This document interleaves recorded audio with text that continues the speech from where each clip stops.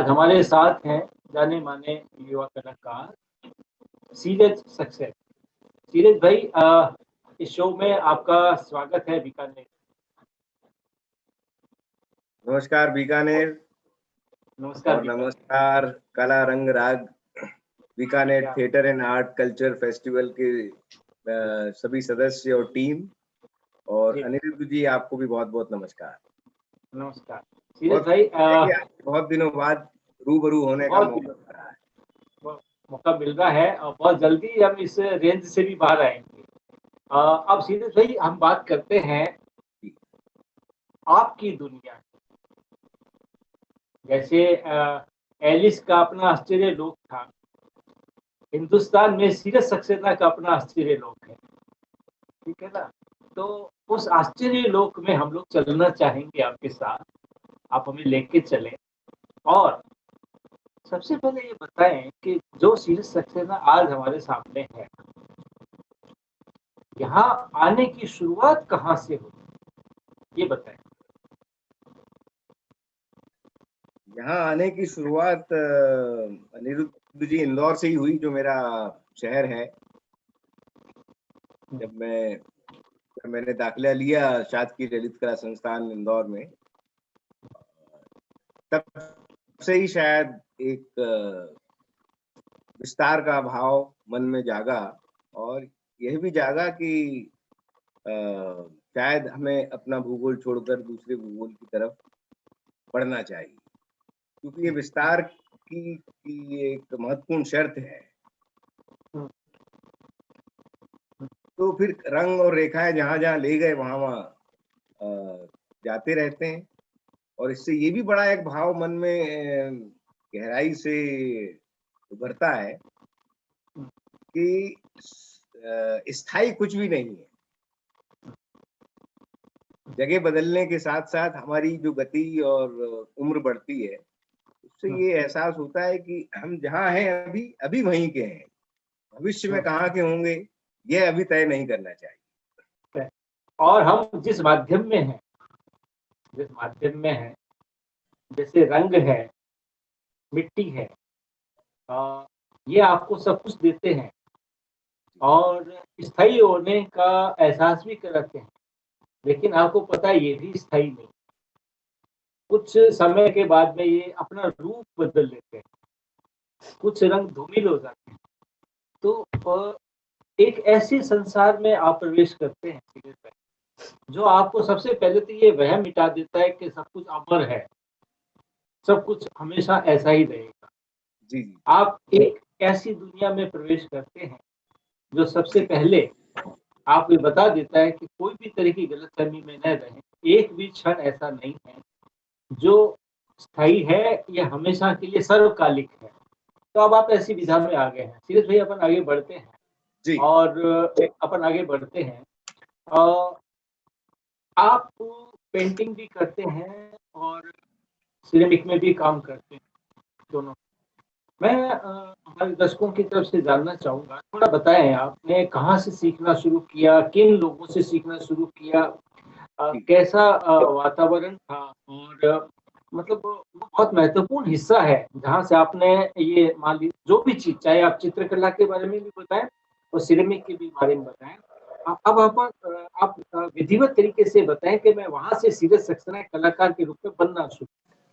रंग रेखा रूप इन सब के प्रति आकर्षण बचपन में हर बच्चे की तरह मुझे भी रहा है।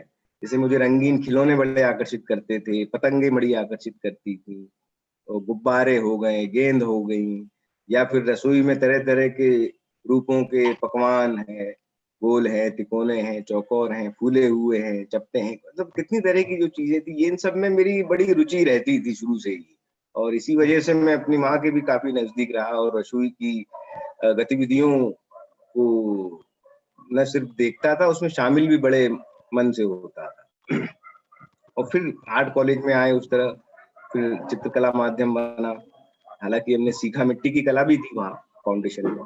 और फिर भोपाल में सिरेमिक को ही अपना कला माध्यम बनाना तय तय किया। और वहीं से फिर पढ़ना लिखना और दूसरी कलाओं के प्रति रुचि और एक्टिविटीज, उनको देखना, समझना, पढ़ना, लिखना, नाट्य, आपने भोपाल का संगीत। जिक्र किया, भारत भारत भवन का जिक्र किया है कि देखिए भारत भवन में आप सिरेमिक के लिए गए होंगे, मिट्टी के काम के लिए, जी जी लेकिन आप चूंकि दो विधाओं में लगातार मैं जानना चाहूंगा कि चलिए सिरेमिक के लिए आप वहां गए, फिर वो जो आपका चित्रकार है उसकी संगत किस तरफ थी, कहाँ से? देखिए, जब मैंने वो सिरेमिक चुना तो जो एक अभ्यास था, जो निरंतर काम करने का, रंगों के साथ, ब्रश के साथ, पेंसिल के साथ, स्केच पेन हो या मार्कर है, वो शुरुआत में मैंने कुछ कुछ ड्राइंग्स में करता था। जब सिरेमिक स्टूडियो के बाहर अपने रूम में होता था तो ड्राइंग्स करता था, लेकिन रंग द्रवित रंग नहीं थे, वो पेस्टल और ड्राई पेस्टल के रंग आ गए। और धीरे धीरे फिर वो, क्योंकि मिट्टी में ज्यादा समय जाने लगा, तो वो फिर वो अभ्यास नहीं हुआ। उसका माध्यम का मेरे ख्याल से लिप्यांतरण की तरह हुआ। वो मिट्टी में ही मैं ड्राइंग्स और उसका आनंद, रंगों का, और मेरे आप देखेंगे तो क्योंकि मेरी जो शिक्षा है वो पेंटिंग में हुई है, चित्रकारी में, जी जी मतलब 2D में हुई। जी जी तो जी। आप अगर गौर से मेरे सिरेमिक्स देखेंगे या मेरे टेक्सटाइल आर्ट देखेंगे तो उसमें त्रिज्यामिति माध्यम में 2D का आनंद है। मैं अपने चित्रों हाँ को दीवार पर लगाकर देखना ज्यादा अच्छा समझता, हाँ, और या फिर जमीन पर। जमीन पर। जी जी जी जी। जी जी सिंह भाई, जैसे अभी हम बात कर रहे हैं, अभी भी सिरेमिक पर ही स्टैंड करेंगे हम लोग। जैसे आप भारत भवन में गए, किन लोगों से आपका सीखना हुआ? वो कौन लोग थे जिन्होंने आपके कलाकार को एक रूप दिया, दिशा दी? अ, कुछ ऐसे लोग निश्चित रूप से रहे होंगे, वरिष्ठ कलाकार, जिनकी संगत जी आपको मिली, जिनसे आप जी सीखे, जिन्होंने आपको बनने में मदद की, थोड़ा उनके बारे में बताएं। जी जी जी जी मैं बताना चाहूंगा कि भोपाल हम गए तो हमारे अग्रज और वरिष्ठ चित्रकार अखिलेश जी का सानिध्य रहा। और जी उनकी वजह, वो एक बड़ा संबल थे कि मैं भोपाल में इतने समय अपना लंगर डाल पाया। और उस बड़े तालाब में हमारा जहाज डूबा नहीं, हमारी कश्ती चलती रही। तो उनका बड़ा एक संबल है, वो उनसे काफी ये मार्गदर्शन मिलता था, अभी भी मिलता है, अभी भी उनका स्नेह है। और लिखना, चिट्ठी लिखने का मुझे भी, अच्छा हमारे बीच में कुछ कॉमन चीजें थी। जी। हमारे मिलने के पहले हमारी चिट्ठियों के साथ हमारी दोस्ती शुरू हो चुकी थी। तो अच्छा। ये बड़ा एक कॉमन गुण था, आज भी हमारा सिलसिला वो जारी है। जी और जी फिर जी जी। उनकी रुचियां भी बड़ी प्रकार, विविध प्रकार की रही हैं। भीड़ तो वो प्रकार सब से। असर आया है, मतलब हम एक जी जी दूसरे से सीखते हैं, और वो हमारे स्कूल के ही अग्रज है। तो जी जी। लिखना, पढ़ना, और पेंटिंग और दूसरे माध्यमों के बारे में सचेत रहना, वो जी सब जी फिर भोपाल के प्रवास के दौरान आया। जी जी। अब जितना आप, मैं जानना चाहूंगा, वो भोपाल में अभी हम सिरेमिक की बात करें, कितना समय आपने भारत भवन में व्यतीत किया? पहले तो आप ये बताएं, इस काम को करते। जी जी जी तो हुआ यूं कि जैसे ही हम कॉलेज के थर्ड ईयर में थे, तब से भारत भवन का दौरा शुरू हो गया। उस वक्त गर्मियों की छुट्टियों का समय होता था और हम लोग वहाँ भारत भवन में चले जाते। तो ये तो तय हो गया था कि अब जैसे ही शिक्षा, कला शिक्षा खत्म होगी और सीधे भारत भवन जाना है। तो बिल्कुल किया भी मैंने हूबहू वही। हमारे आखिरी साल का आखिरी पर्चा था, और इम्तिहान देने के बाद घर आया और शाम की बस से मैं भोपाल चला गया। क्या बात और उसके है! बाद से मैं अपने शहर नहीं लौटा हूँ आज तक। अच्छा। हाँ, ओह। मतलब कहने का तात्पर्य ये कि भोपाल, फिर भोपाल से इंदौर, दिल्ली आ गए। हाँ दिल्ली हाँ। से फिर वहां से आना जाना शुरू हुआ, फिर अपने शहर में ही हम एक बाहर की तरह आने जाने लगे। आने लगे। तो एक यात्रा जो है, इस बीच में अपन ये भी ले लें कि रंग सिरेमिक के साथ में ये भी एक कला विधा के रूप में ही आपके जीवन में जुड़ती है। जी जी अभी जी। मैं उस तरफ आऊंगा कि वो आपने यात्रा को कैसे कला में रूपांतरित किया, वो उसकी तरफ मैं बताऊंगा। बहरहाल जैसे आपका भारत भवन के आपके संस्मरण रहे, शीरीष भाई, मैं जैसे कि जानना चाहेंगे, मान लीजिए मैं इसके बारे में नहीं जानता हूँ, तो कैसे इसको आप पकाते हैं, इसके अंदर कैसे इसके रंग आकार लेते हैं, इसकी आकृति आप कैसे निर्धारित करते हैं कि वो, क्योंकि ज्यादातर वो अमूर्त चीजें होती है, तो एब्सर्ड में भी कुछ कप वगैरह भी बनाते हैं, प्लेट वो भी यूज करते हैं, लेकिन ज्यादातर कलाकार एब्सर्ड बना करके अपने आप को थोड़ा व्यक्त करते हैं। ये प्रोसेस में आपके जो जो कृतियां हैं, वो अपना रूप किस तरह से ग्रहण करती थी, या आप उनको कैसे उनका रूप देते थे कि वो सिर्फ आप ही की लगती थी, ये प्रोसेस समझाएं। जी जी। तो देखिए, इसके एक तो सिरेमिक का छोटा सा मैं एक तकनीकी विधि समझा देता हूँ कि वो चीनी मिट्टी जो है 4 प्रकार की मिट्टियों को मिलाकर बनाई जाती है और एक विशेष अनुपात में, और फिर उनको गूंदा जाता है, पकाया जाता है, सूखने के बाद उसमें ग्लेज किया जाता है। ग्लेज एक तरह का रासायनिक रंग होता है जो मिट्टी के साथ जब उच्च तापमान पर, जैसे कि 1200 या 1300 डिग्री सेंटीग्रेड पर पकता है, तो वो रंग भी खिल जाता है उसमें। तो ये तो हो गया उसका एक टेक्निकल एस्पेक्ट। तो और दूसरा, ये सब मुझे वहाँ सीखना पड़ा क्योंकि मेरा मेरा टेराकोटा में थोड़ा बहुत पहले काम का अनुभव था, लेकिन सिरेमिक्स पे मुझे सीखना पड़ा। और तुरंत ही भाग्यवश अगले बरस, मतलब 96 में, जब मैं 97 में जब भोपाल पहुंचा, तो उसी वक्त, उसी समय मेरा चयन जापान के बहुत ही महत्वपूर्ण अंतरराष्ट्रीय सिरेमिक कला शिविर में हो गया। तो मैं वहां गया और 3 महीने जो वो वहां से जो मैंने वहां की सिरेमिक कला कारी दृष्टि का सौंदर्य, काम करने के तरीके, उपयोग में आने वाले विभिन्न औजार टूल्स, और समाज से चीनी मिट्टी का संबंध और उसका सौंदर्य, उसका महत्व, उसकी अनिवार्यता, ये सब जो वहाँ सीखी, वो मैं मानता हूँ कि वो 3 महीने मेरे सिरेमिक कला के पार्ट सीखने के बड़े महत्वपूर्ण समय रहे हैं। वहाँ मैंने सिरेमिक कला के कुछ म्यूजियम्स भी देखे और वो एक अच्छी शिक्षा थी। जी, जी। अभी हम थोड़ा और आगे आते हैं। अभी जैसे आपने कहा कि सिर्फ रखने के लिए, जैसे आपका सिरेमिक का नाता कुछ अलग तरह का है, जैसे आप चाहेंगे उसको टंगा करके भी देखा जाए जमीन पर भी। मुझे खुद आपके कई ऐसे प्रदर्शन याद आ रहे हैं, या कुछ लोगों के लिए बनाए गए आपकी विशेष कृतियां याद आ रही है, जिसमें जिसमें से रोशनी जारी है। आपने जाली जैसा एक बहुत बड़ा कुछ बनाया था जिसमें से रोशनी जारी है, उस दीवार पर आपने बना बना करके लगाए थे, गोल गोल से मिट्टी के बना करके ये चीजें। और ये बड़ा श्रम साध्य है, ये सारी चीजें, इसमें काफी श्रम लगता है। तो जहाँ जी आपका स्टूडियो है अभी दिल्ली में, जहाँ खुर्जा खुर्जा की तरफ जहाँ आपका स्टूडियो है, जी मैं जी ये देखना चाहूंगा कि अभी जो भी प्रणाली अभी कला की है, मिट्टी के जी काम की, धीरे धीरे आपकी अपनी शैली उन सबसे अलग होती जा रही जी है। अमूमन कलाकारों को लगता है कि परफेक्शन है, ये एक व्यवसायिक तरीके से एक एक खास तरीका, उससे उससे अपना काम कर रहे हैं। आपकी यहाँ दूसरा चीज दिखाई देती है।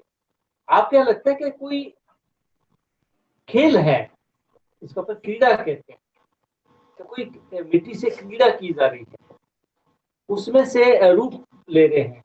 मतलब जी जी आप, आदमी जैसे अपने बुजुर्ग के पास जैसे गोद में खेलने के लिए जाता है, मुझे अक्सर ऐसा लगता है कि आपके मिट्टी की चीजें देख करके कि कोई मतलब एक मन है, बालक मन, जो वहां मिट्टी के पास रमण के लिए जाता है। और ये चीज ही मुझे लगता है कि वो दूसरी कलाकृतियों से आपके काम को अलग कर देती है। जी खुद आपका स्टूडियो में जाना, मिट्टी के साथ रहना, इस संबंध के बारे में थोड़ा बताइए। जी। एक्चुअली वो खेल खेल से ही शुरू हुआ है। एक्चुअली मिट्टी का जो मिट्टी की लोच का जो एक रोज का खेल। लोच की जो लत है, लत कहेंगे कि जैसे मैंने आपको बताया कि मैं बचपन से ही अपनी माता के साथ रहा हूँ किचन में, और ये वो, तो वो मुझे आटा दे हाँ, दिया करती थी, जैसे वो कोई पूड़ी तल रही होती अच्छा, थी या पराठा बना रही होती थी या रोटी बना रही होती, तो वो मुझे भी आटा वो बनाते रहे। आटा उससे कुछ अलग अलग आकार वगैरह कुछ बनाता था। जब रोटियां बन जाती थी सारी, और तो आखिरी में वो वाला आकार भी वो तवे पर सेका जाता था या तला जाता था। ठीक है। वो देखने के बाद, तलने के बाद जब वो फूलता था, जैसे कुछ मैंने छोटी सी बर्ड बनाई, वो फूल जाती थी बढ़िया, मुझे वो उसका आनंद बड़ा आया। तो उस तरह से मैंने फिर मिट्टी, मतलब आटे से बनने वाली और जितनी चीजें उनको जब भी मैं देखता रहा तो गौर से देखता रहा। जैसे समोसे, वो किस तरह से बनाए जाते हैं, कैसे फोल्ड किया जाता है ऊपर। अच्छा, वही चरित्र मिट्टी में भी होता है जो आटे में होता है या मैदे में होता है, या फिर बड़ी बनाते हैं। हाथ के जो भी काम जो रसोई में होते हैं, वो वहीं से एक्चुअली मेरे सिरेमिक्स की रूपाकारों की शुरुआत वहीं से हुई है, मैं ऐसा मानता हूँ।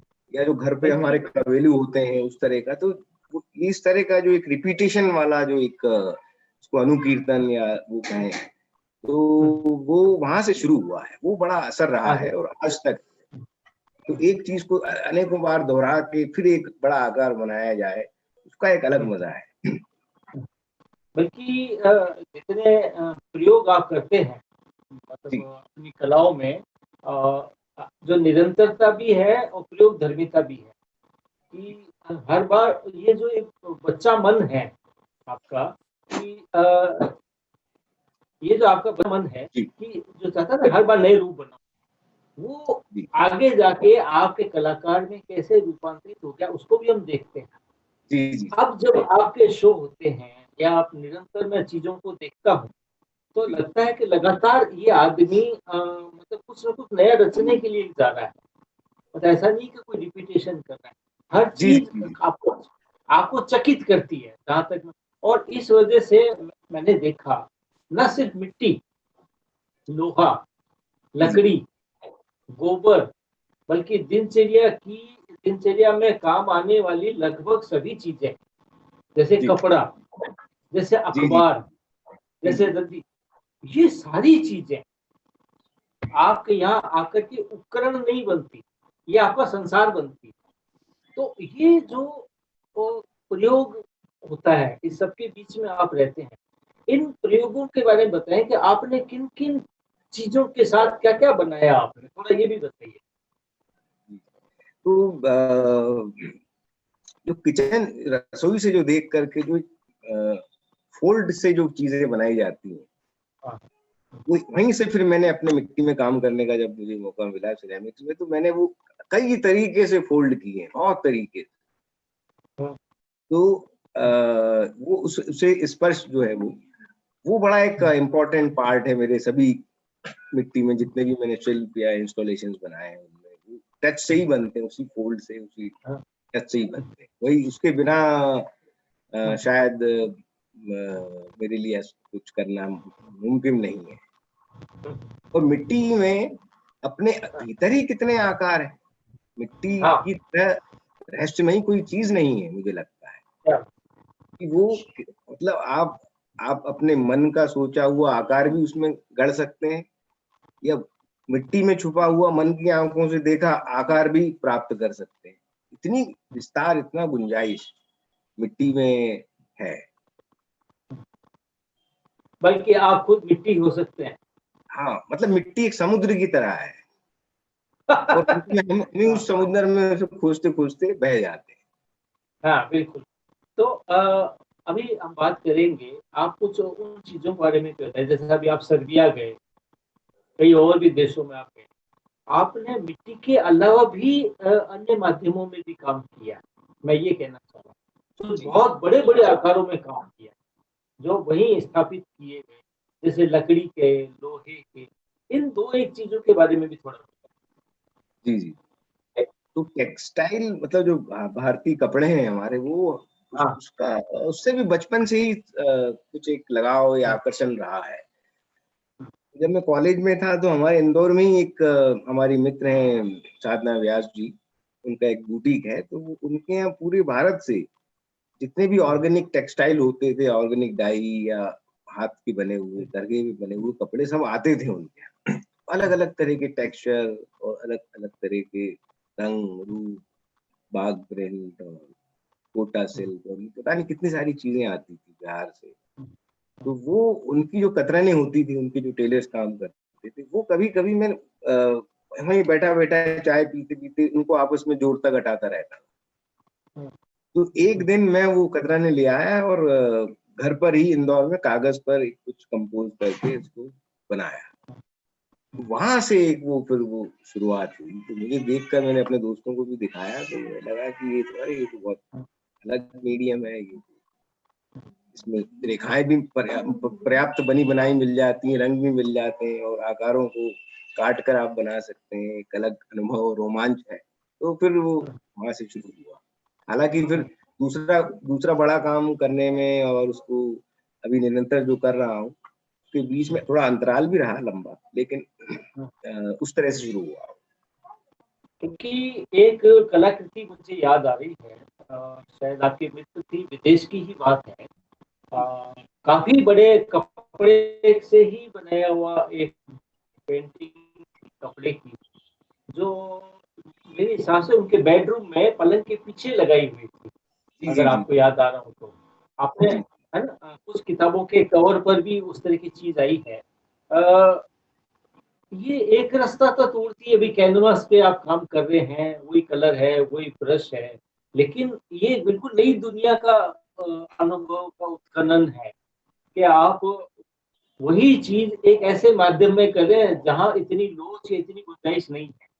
जैसे कपड़े में बड़ा कल्पना करना बड़ा मुश्किल है कि आदमी वहां पर भी पेंटिंग कर रहा है, कपड़े की चीजों में से भी अगर वो इस तरह का वो बना रहा है। तो इसका मतलब सीरियस भाई ये हुआ कि मूलतः आपके भीतर का रचनाकार ना सिर्फ एक बाल मन की तरह, बल्कि बड़ा बेचैन आत्मा है।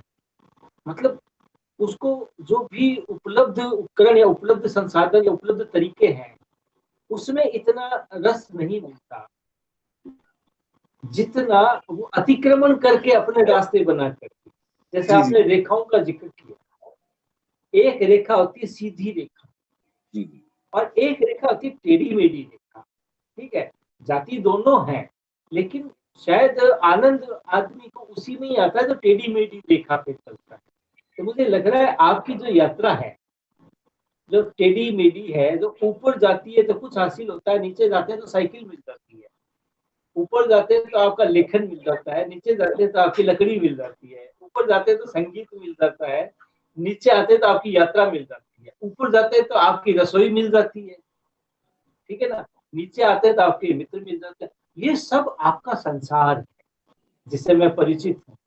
मैं अभी भी सीरियस भाई आपसे जानना चाहूंगा कि इस बीच में निश्चित रूप से आपको कला जगत के कई अनुभवी वरिष्ठ कलाकारों का सानिध्य मिला होगा, उनका प्रोत्साहन मिला होगा, उनसे आपको मशविरा मिला होगा। ऐसे कुछ लोग हैं जिनका आप जिक्र करना चाहें? हाँ जरूर। एक तो जापान के एक बड़े ही बिरले कलाकार थे, अब तो नहीं रहे वो, तो कुछ साल पहले उनकी मृत्यु हुई, ईदा सोइची। उनसे भी मैंने ये जो माध्यम में काम करने का जो एक रास्ता है, वो शायद मुझे वहीं से मिला है, क्योंकि वो सिरेमिक आर्टिस्ट भी थे, ग्राफिक आर्टिस्ट भी थे, स्कल्प्टर भी थे, पेंटर भी थे और घुमक्कड़ भी थे। तो वो और उनका जीवन शैली बिल्कुल कुछ ना कुछ करते ही रहते थे। वो चित्र बनाने से उठे तो कपड़ा बनाने लगे या कागज बनाने लगे, पूरा दिन भर वो किसी न किसी माध्यम के साथ रहते थे। तो उनका मैं जरूर जिक्र करना चाहूंगा। और पोलैंड के कुछ आर्टिस्ट हैं जिनका काम मुझे बहुत अच्छा लगता है, उनका भी मैं जिक्र करना चाहूंगा। एक बोगुस्लाव गोब्रोवस्की हैं, पोलैंड के रादम शहर में रहते हैं। उनके भी शिल्प मुझे बहुत अच्छे लगते हैं। मैं आपको पहले अपना स्टूडियो एक विजिट करा स्टूडियो दिखाइए। हाँ, स्टूडियो दिखाइए, बिल्कुल। तो कुंतु दरवाजा खोलेंगे आप? ये हाँ जी, है, बोला। यहाँ है, ये जगह है जहाँ मैं अपने रंग रखता हूँ। वाह वाह, क्या बात। और ये हमारी एक बहुत बड़ी टेबल है जिस पर मैं चित्र बनाता हूँ। हम्म। अभी एक चित्र बना रहा हूँ जिसमें आपको कुछ साइकिल नजर आएंगी। ये साइकिल हमारी दिख एक रही है। साइकिलिस्ट फ्रेंड है, उनके लिए बना रहा हूँ। अच्छा अच्छा अच्छा। हाँ। ये और कुछ चीजें हैं, हमारे स्वामीनाथन जी और अंबादास जी की तस्वीर आप देख रहे हैं वहाँ। हाँ हाँ, देख पा रहे हैं। हाँ जी जी। जी और ये भी एक छोटा सा स्टूडियो हम्म, है। जी जी जी। इसमें महात्मा गांधी जी का एक कोलाज जो मैंने गांधी शांति हाँ प्रतिष्ठान के लिए बनाया था, हाँ जी। ये है। ओहो, जी जी जी। तो इसमें गांधी जी के बचपन से लेके बुढ़ापे तक की तस्वीरों को शामिल किया गया है। जी। और बल्कि ये हमारी सीरियस भाई साइकिल है। हाँ हाँ हाँ हाँ। ये ये मेरी आपके बहुत, परिवार के सर्वाधिक अभिन्न सदस्यों में से एक है। बिल्कुल बिल्कुल, मैं इसकी बल्कि परिवार के बाकी सदस्यों से ज्यादा इनके साथ रहता हूँ। जी जी। तो बाकी सदस्यों की अब रुचि हमारे अंदर खत्म हो गई है। तो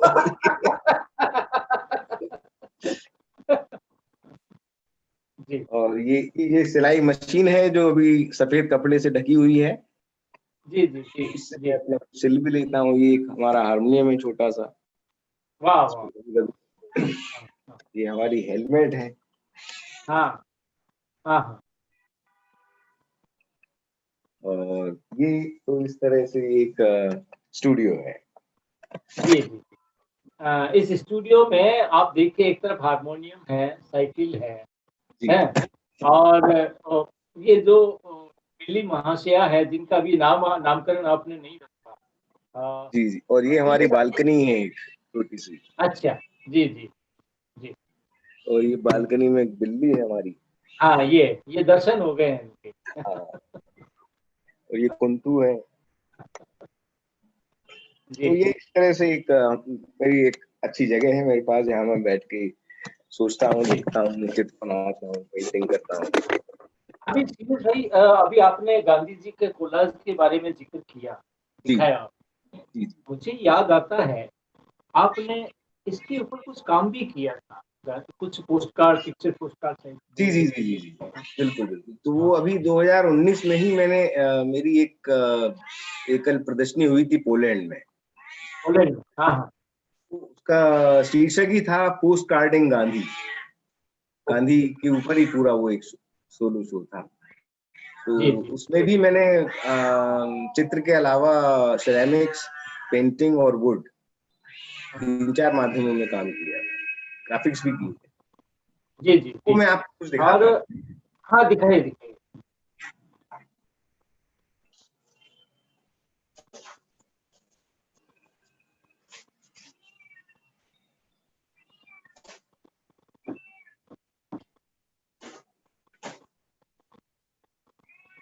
जी। तो ये उसका एक हाँ कैटलॉग का हाँ। फ्रंट है। जी जी जी जी जी, कुछ बिल्कुल। भाषा में लिखा है ये। जी जी। तो इसमें ये देखिए आप, कुछ गांधी जी के जो पोस्ट कार्ड मिलते हैं हमारे डाक विभाग भारत सरकार, हाँ उसके हाँ। ऊपर कुछ कपड़े से कृति बनाई गई। अच्छा। जी जी और ये कुछ सिरेमिक्स में बनाए हैं। जी।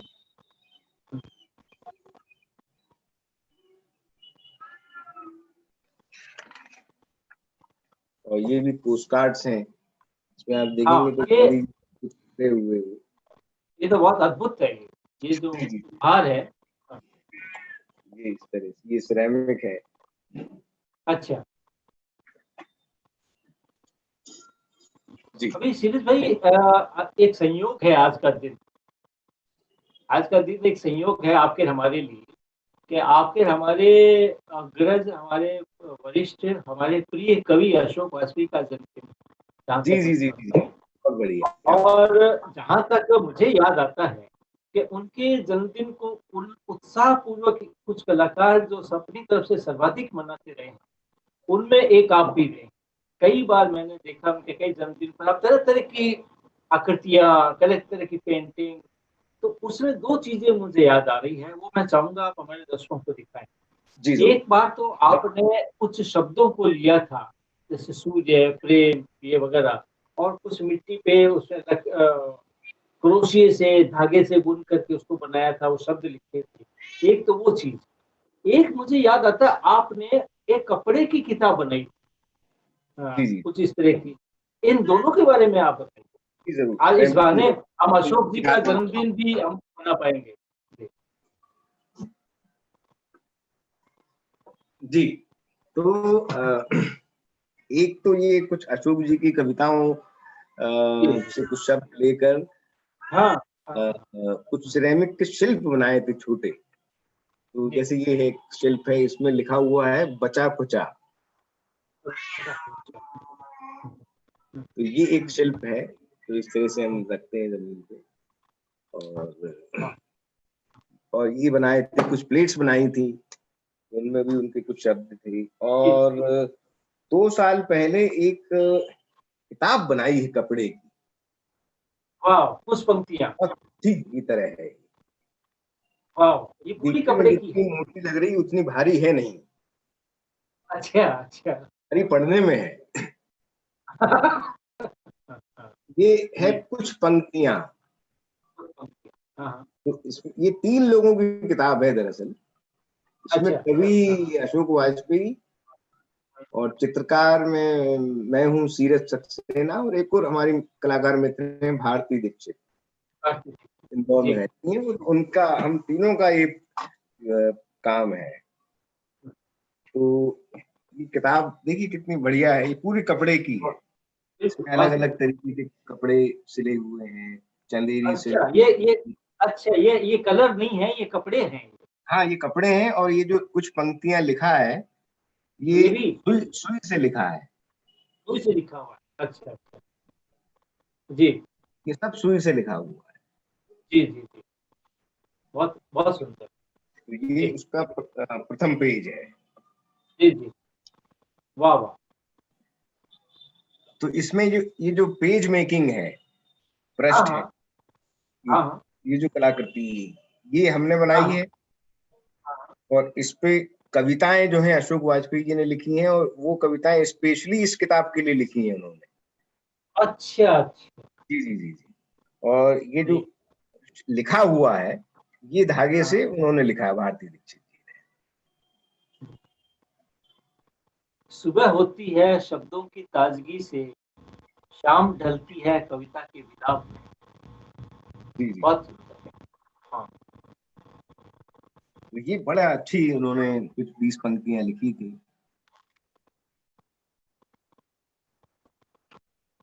हरी पत्ती के काँपने से डोलता है हवा का अदृश्य महल। बहुत सुंदर। मैं इसको दोबारा जी पढ़ना चाहूँगा। जी जी जरूर। अ, हरी पत्ती के काँपने से डोलता है हवा का अदृश्य महल। बहुत सुंदर। जी जी जी। जी। और ये देखिए कितनी सुंदर पंक्ति। खिड़की के पार आकाश, आकाश के पार फिर कोई खिड़की। बहुत सुंदर, बहुत जी, सुंदर। अरे इसमें बहुत, और ये देखिए सबसे बढ़िया।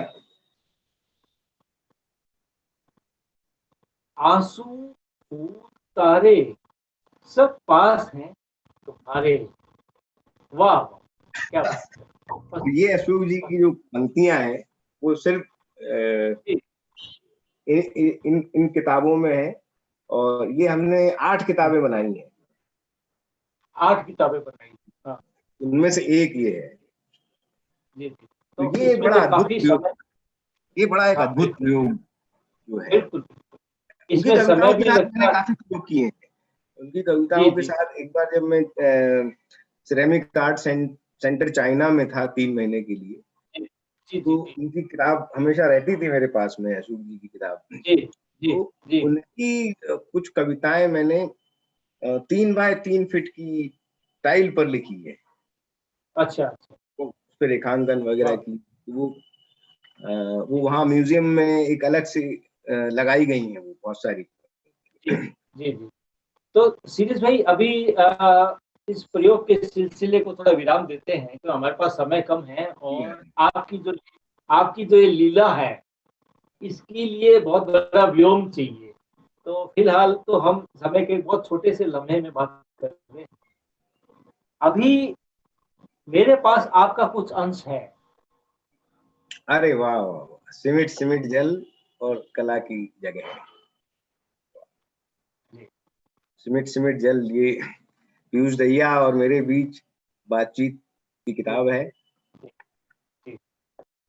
और मैं ये किताबें दिखाते हुए दर्शकों का परिचय अब करवा रहा हूँ लेखक सीरज सक्सेना,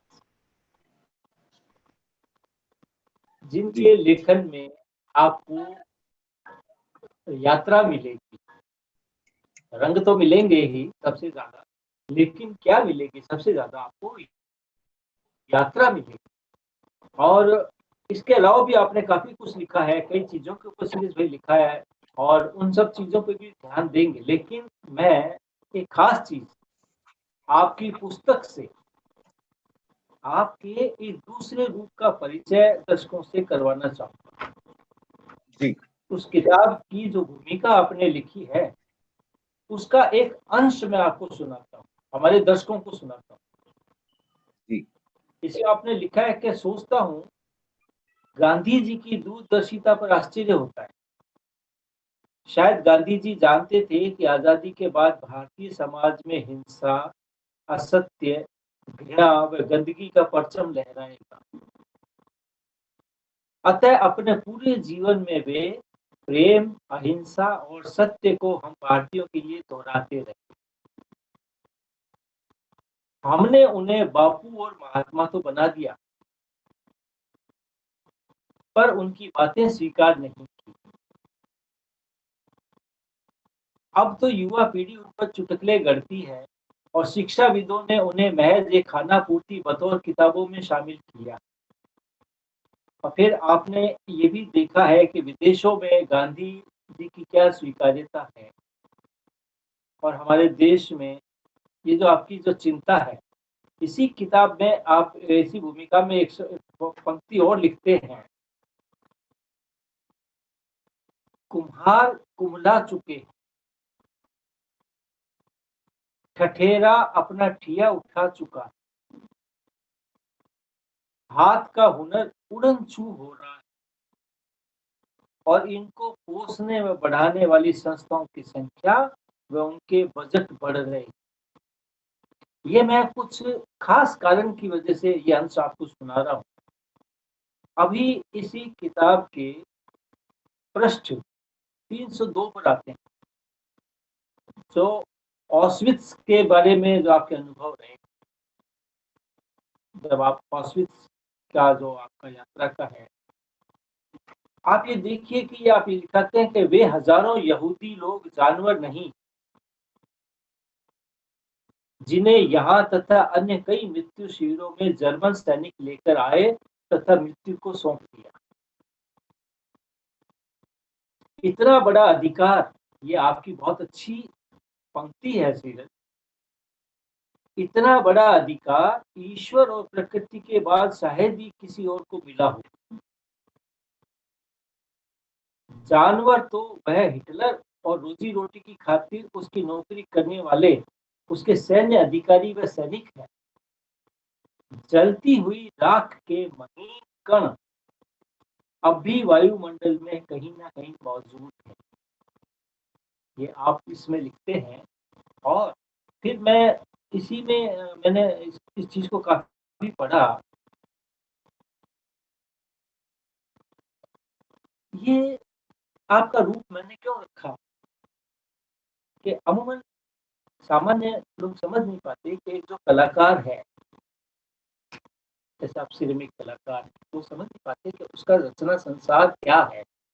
सिर्फ मिट्टी ली, सिरेमिक बना दिया, कुछ कपड़े लिए, पेंटिंग बना दी, ये सब आता कहाँ से? इसके पीछे की जमीन क्या है? ये जो आपका बौद्धिक रूप है, मैं ये बताना चाहता हूँ कि एक कलाकार सिर्फ मनोरंजन के लिए इस जगत में नहीं रहता। वो शायद सबसे ज़्यादा बेचैन व्यक्ति है, बौद्धिक रूप से, अपने समाज से। इसलिए मैंने इसके अंश सुनाए जो आपने गांधी जी के बारे में लिखे कि क्या आज़ादी के बाद में हमारे समाज की हालत हो गई है। सीरीज भाई, ये आपका एक बहुत ही महत्वपूर्ण हिस्सा है, जिससे एक छवि बनती है कि कलाकार के पास जब हम जाएँ तो सिर्फ कौतूहल के लिए नहीं जाएँ, कि वो कोई जादूगर है या कोई वो कर देगा, बल्कि वो एक बड़ा भौतिक अराजकता से त्रस्त व्यक्ति है। उसको बहुत सी चीज़ें चल रही है। आपकी ये जो पुस्तकें प्रकाशित हुई, ये अपने आप में आपका एक दूसरा रूप है। अभी इस प्रकाशन के बारे में थोड़ा बताएँ आप, थोड़ा-सा।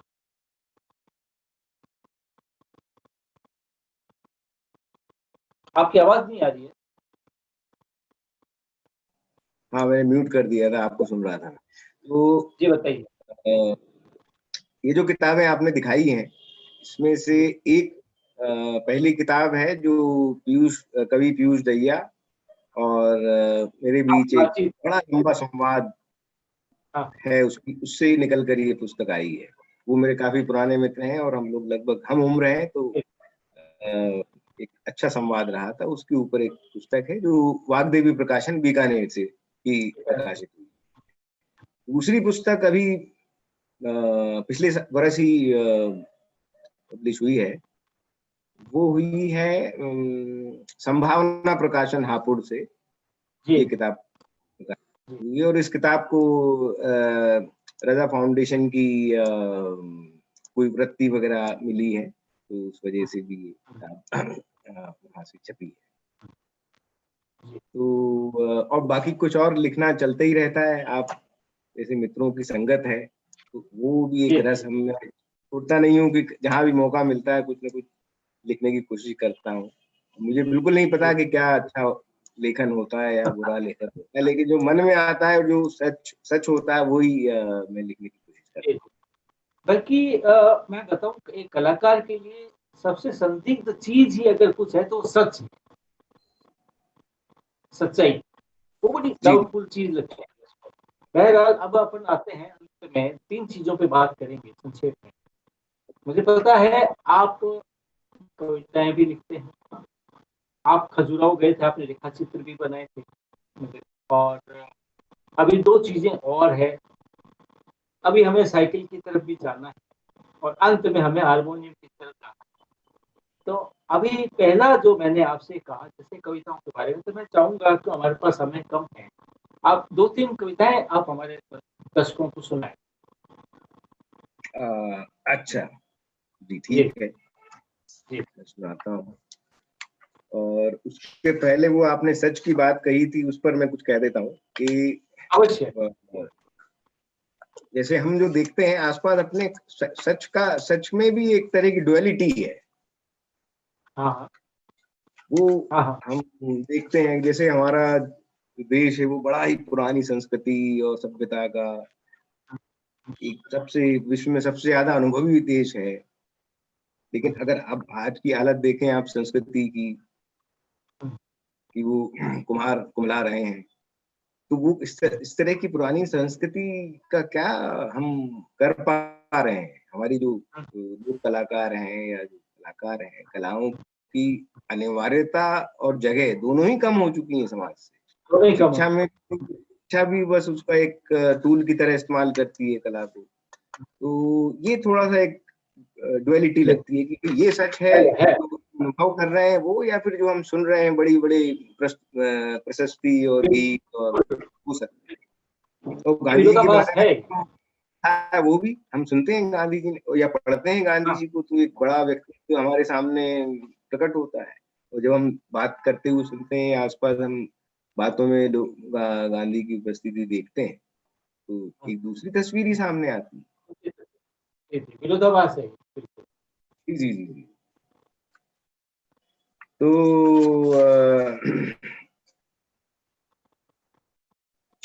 ठीक है, मैं एक कुछ 2-3 कविताएँ सुनाता हूँ, सुनाइए। ज़्यादा नहीं।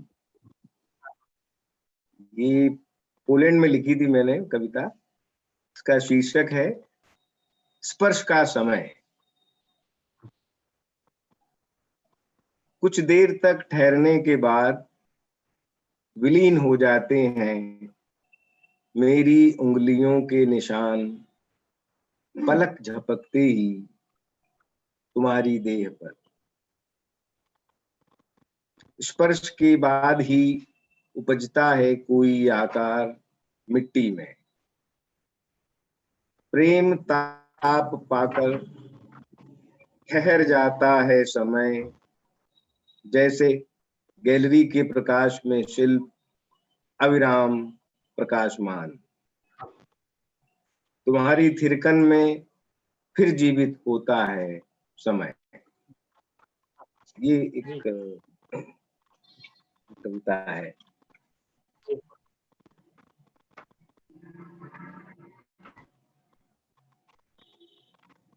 एक कविता है जो मैंने लातविया का एक शहर है पेनेवेजिस, वहां सुबह लिखी थी।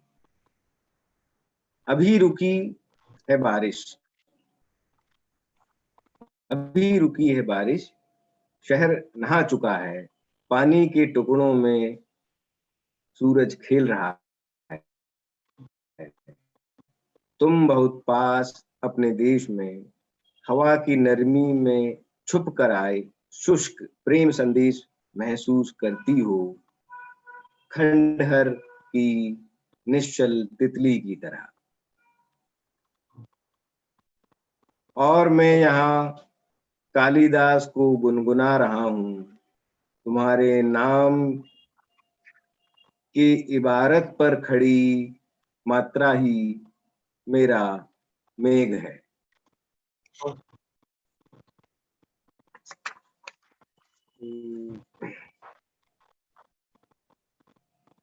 तो मेरे ख्याल से 2 कविताएं ठीक है। हाँ भाई, अब अपन बिल्कुल अंतिम सीढ़ी पर आ गए हैं, और जिस चीज के ऊपर सबसे ज्यादा एक पूरा एपिसोड किया जा सकता है, और जिसको देखते ही आपका दिल आएगा या आपका ख्याल आएगा, तो मतलब बहुत सी चीजें हैं। कुछ पेंटिंग को देखते उसके कलाकार याद आते हैं कि ये इसका है, ये फलानी चीज उसकी है। एक चीज है इस देश में जिसको जब भी देखेंगे आप ही का ख्याल आएगा, और वो है साइकिल। तो है साइकिल। साइकिल के प्रति आपका प्रेम, आपका अनुराग, इवन मैं उसे कहूँगा कि वो प्रेम अनुराग क्या, वो आपका एक अनिवार्य जीवन शैली साइकिल बन चुकी है। और जो आप भ्रमण करते हैं वो एक शौकिया भ्रमण नहीं, वो आपके जीवन का बहुत अनिवार्य अंग है। साइकिल साइकिल चलाना, ये जो आपके जीवन में जो साइकिल है, इसका होना, इसके बारे में बहुत संक्षेप में बताएं। लेकिन हमें आपकी यात्राओं के ब्यौरे नहीं चाहिए, संस्मरण नहीं सुनने हैं। हम सिर्फ ये जानना चाह रहे हैं आपके जीवन में साइकिल का होना अगर आप व्यक्त कर पाए तो वो क्या है। देखिए, साइकिल की उपस्थिति मेरे लिए उतनी जरूरी है जितनी कि एक कलाकार के लिए दृष्टि होती है। तो दृष्टि का एक बहुत बड़ा उपकरण है मेरे लिए साइकिल। वो उसकी वजह से कुछ ऐसी चीजें देखते हैं जो कि हम सामान्यतः पैदल चलते हुए या किसी अन्य वाहन पर सफर करते हुए नहीं देख पाते। और साइकिल से सफर में चीजें पीछे छूटती नहीं जाती, वो जुड़ती चली जाती। ये भी एक बहुत बड़ी बात मुझे साइकिल में लगती है। मतलब वर्जिश तो है ही, आपका उत्साहवर्धन करती है, आपके किसी भी तरह के तनाव को 10 मिनट की साइकिल राइड बिल्कुल कूल कर देती है। इतना सुंदर और बहुत ही उपयोगी और महत्वपूर्ण वाहन है। लेकिन फिर भी सब ये जानते हैं कि साइकिल चलाना चाहिए। जिम में साइकिल चलाते हैं लोग, लेकिन सड़क पर पता नहीं कि साइकिल पर नहीं बैठ पाते हैं। तो बैठने में कोई कठिनाई मुझे नजर आती है। जी जी जी, आपके साथ जो आज हमारी बातचीत हुई, बड़ी जीवंत बातचीत। अनिरुद्ध जी, आपका भी बहुत बहुत धन्यवाद। आपके कला अनुराग को मैं नमन करता हूँ। बहुत अच्छा लगा मुझे आपके साथ जीवन बातचीत का भागीदारी बनने के लिए, और अपनी बातचीत ये मैं अशोक जी को समर्पित करता हूँ।